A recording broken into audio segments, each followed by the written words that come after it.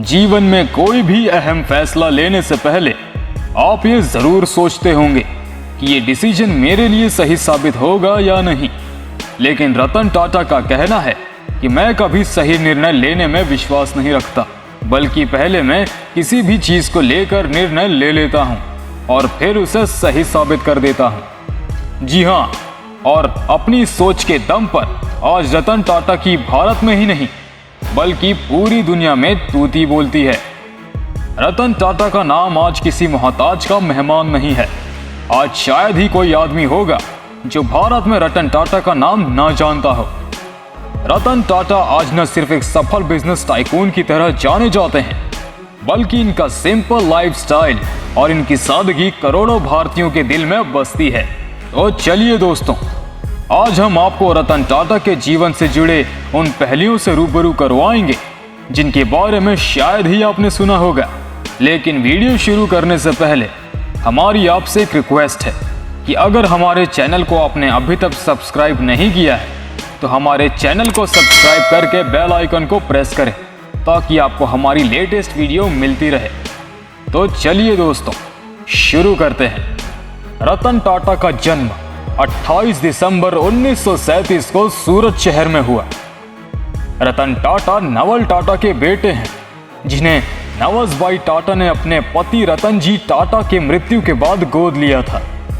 जब रतन टाटा 10 साल के हुए तो उनके माता पिता 1940 में एक दूसरे से अलग हो गए, जिसके कारण रतन टाटा को अपने भाई जिमी टाटा से अलग होना पड़ा। वहीं रतन टाटा का एक सौतेला भाई भी है जिसका नाम नोएल टाटा है।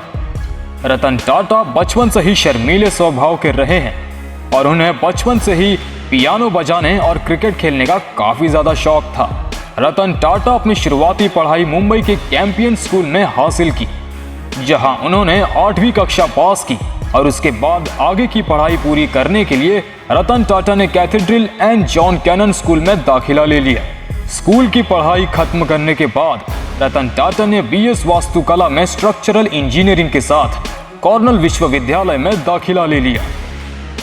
स्ट्रक्चरल इंजीनियरिंग में डिग्री हासिल करने के बाद रतन टाटा ने साल 1975 में हार्वर्ड बिजनेस स्कूल से मैनेजमेंट कोर्स में एडमिशन ले लिया। हार्वर्ड अमेरिका में पढ़ाई करते हुए रतन टाटा अमेरिका के लाइफस्टाइल और कल्चर से मानो उनको प्यार हो गया और उन्होंने वहां पढ़ाई करते करते वहीं लॉस एंजलिस कैलिफोर्निया में रहने का ही मन बना लिया। पर जल्द ही उस दौरान उनकी दादी की तबीयत बिगड़ने लगी और अपनी दादी की बिगड़ती तबीयत देखकर रतन टाटा ने अमेरिका में बसने का सपना छोड़ दिया और वापस हिंदुस्तान आ गए। अपने देश में वापस आने के बाद उन्होंने यहीं रहकर अपना करियर बनाने का निश्चय किया और रतन टाटा ने भारत आने के कुछ दिनों के अंदर IBM नाम की कंपनी में काम करना शुरू कर दिया।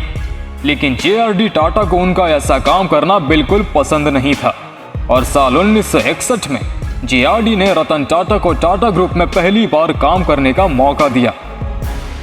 और 1961 में जब RD टाटा ने रतन टाटा को टाटा ग्रुप में काम करने का मौका दिया था तो उस समय उन्होंने सोचा भी नहीं होगा कि आगे चलकर ये नौजवान अपनी कंपनी को उस शिखर पर ले जाएगा जिसकी उन्होंने कल्पना भी नहीं की होगी। अपने शुरुआती दिनों में रतन टाटा ने टाटा स्टील के शॉप फ्लोर पर काम किया, लेकिन अपनी मेहनत और कुछ कर गुजर जाने की इच्छा शक्ति के नाम पर वो जल्द ही टाटा ग्रुप और कंपनियों के साथ जुड़ते गए। 1971 में उनकी ये मेहनत रंग लाई और उन्हें राष्ट्रीय रेडियो और इलेक्ट्रॉनिक्स कंपनी नेल्को में डायरेक्टर इंचार्ज के पद के लिए टाटा ग्रुप द्वारा चुन लिया गया और कुछ ही समय के अंदर रतन टाटा ने वहां भी अपना जादू चलाना शुरू कर दिया और जल्द ही साल 1981 में रतन टाटा को टाटा ग्रुप का अध्यक्ष नियुक्त चुन लिया गया। लेकिन जिस समय उन्हें टाटा के अध्यक्ष के रूप में चुना गया उस समय उनकी कंपनी काफी घाटे में चल रही थी और बाजार में उनकी कंपनी की हिस्सेदारी सिर्फ 2% ही थी और बाजार में उनका घाटा 40% था। जिसके बाद कुछ ही सालों के अंदर रतन टाटा ने अपनी जबरदस्त दूरदृष्टि के दम पर अपनी कंपनी को घाटे से निकालकर एक प्रॉफिटेबल कंपनियों की लिस्ट में लाकर खड़ा कर दिया। रतन टाटा की काबिलियत को देखकर हर कोई उनका कायल हो गया था और साल 1991 में रतन टाटा को टाटा ग्रुप का उत्तराधिकारी घोषित किया गया। और रतन टाटा के इस पद को संभालने के बाद मानो टाटा ग्रुप की तकदीर ही बदल गई और एक समय ऐसा आया जब पूरी मार्केट पर टाटा ग्रुप का ही राज हो गया और टाटा ग्रुप अपने स्वर्णिम युग में पहुंच गया। इसके बाद टाटा ने टेटली, टाटा मोटर्स ने जैगुआर लैंड रोवर और टाटा स्टील ने कोरस को खरीदकर पूरी दुनिया में तहलका मचा दिया, क्योंकि ये सारी कंपनियां उस देश की थीं जिन्होंने 200 साल तक हम पर राज किया था। लेकिन रतन टाटा की बदौलत आज एक भारतीय कंपनी उनके देश की मल्टी बिलियन डॉलर्स कंपनी पर राज कर रहा है। और अपने इस अद्भुत कारनामे के बाद रतन टाटा का नाम भारत के साथ साथ पूरे वर्ल्ड के बड़े बड़े बिजनेसमैन की लिस्ट में शामिल हो गया। इन सब के साथ ही रतन टाटा ने भारतवासियों के साल 1998 में अपनी पहली इंडियन कार टाटा इंडिगा बनाई, जिसे भारत में बहुत ज्यादा पसंद भी किया गया। इंडिगा के साथ ही रतन टाटा ने भारत के लोगों को दुनिया की सबसे सस्ती कार यानी कि टाटा नैनो भी दी, जिसके लिए आज भी लोग उन्हें तहे दिल से प्यार करते हैं। रतन टाटा ने टाटा ग्रुप को अपनी जिंदगी के 21 साल दिए और इन 21 सालों में उन्होंने अपनी कंपनी को एक नए आयाम तक पहुंचा दिया। और रतन टाटा की बदौलत आज उनकी कंपनी की मार्केट वैल्यू करीबन 50 गुना तक बढ़ चुकी है। रतन टाटा 28 दिसंबर 2012 को टाटा समूह के सभी कार्यकारी जिम्मेदारियों से रिटायर हो गए और उनकी जगह 44 साल के साइरस मिस्त्री को दे दी गई।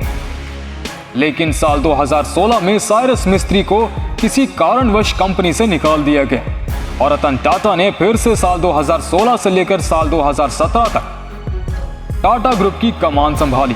लेकिन साल 2017 में नटराजन चंद्रशेखरन को टाटा ग्रुप की जिम्मेदारी सौंपी गई, जिसे वे अभी तक संभाल रहे हैं। अपने कार्यकाल के दौरान रतन टाटा को उनके जबरदस्त कामों के लिए बहुत सारे पुरस्कार और सम्मानों से नवाजा गया, जिनकी गिनती कर पाना भी मुश्किल है। रतन टाटा को भारत सरकार की ओर से 2000 में देश के तीसरे सबसे बड़े सम्मान पद्म भूषण और 2008 में देश के दूसरे सबसे बड़े सम्मान पद्म विभूषण से सम्मानित किया गया। लंदन स्कूल्स ऑफ इकोनॉमिक्स से मानद डॉक्टरेट की उपाधि दी। नवंबर 2007 में फॉर्च्यून पत्रिका ने उन्हें बिजनेस के सबसे 25 प्रभावशाली लोगों की सूची में शामिल किया। मई 2008 में टाटा को टाइम पत्रिका की 2008 के विश्व के सबसे 100 प्रभावशाली लोगों की सूची में शामिल किया गया। और हाल ही में 24 जनवरी 2022 को असम सरकार ने उन्हें असम के सबसे सर्वोच्च नागरिक सम्मान असम वैभव से भी नवाजा। वहीं रतन टाटा सदा जीवन जीने में विश्वास रखने वाले लोगों में से एक है, जिन्हें झूठी चमक धमक बिल्कुल पसंद नहीं है। और यही वो कारण है कि आज रतन टाटा का नाम किसी भी दूसरे बिजनेसमैन की तुलना से ज्यादा आदर और सम्मान में लिया जाता है। रतन टाटा को जानवरों से बहुत ज्यादा प्यार है और आपको ये जानकर हैरानी होगी कि रतन टाटा ने अपना मुंबई वाला बंगला, जिसकी कीमत 400 करोड़ है, वो पालतू कुत्तों की देखभाल के लिए दिया हुआ है। रतन टाटा को हवाई जहाज उड़ाने का भी बहुत शौक है और वो कहते हैं कि जिस दिन मैं उड़ान नहीं भर पाऊंगा वो मेरे लिए एक बहुत खराब दिन होगा। साल 2008 में 26 नवंबर पर जब ताज होटल पर आतंकवादियों द्वारा हमला किया गया था, तो होटल में घायल सभी लोगों का इलाज खुद रतन टाटा ने करवाया था। और यहाँ तक कि होटल के आसपास छोटी मोटी दुकान ठेले लगाने वाले जिन लोगों का भी नुकसान हुआ था, उन सब की मदद रतन टाटा ने की थी। वहीं रतन टाटा अपने कर्मचारियों से बहुत प्यार करते हैं और बोनस के तौर पर वो अपने कर्मचारियों पर करोड़ों रुपए लुटा देते हैं। इन सब के साथ ही रतन टाटा कर्ण जितने दानवीर भी हैं। जितने पैसे वो दान में देते हैं शायद ही कोई देता हो। आपको ये जानकर हैरानी होगी कि रतन टाटा अपनी कमाई का 60% दान में दे देते हैं।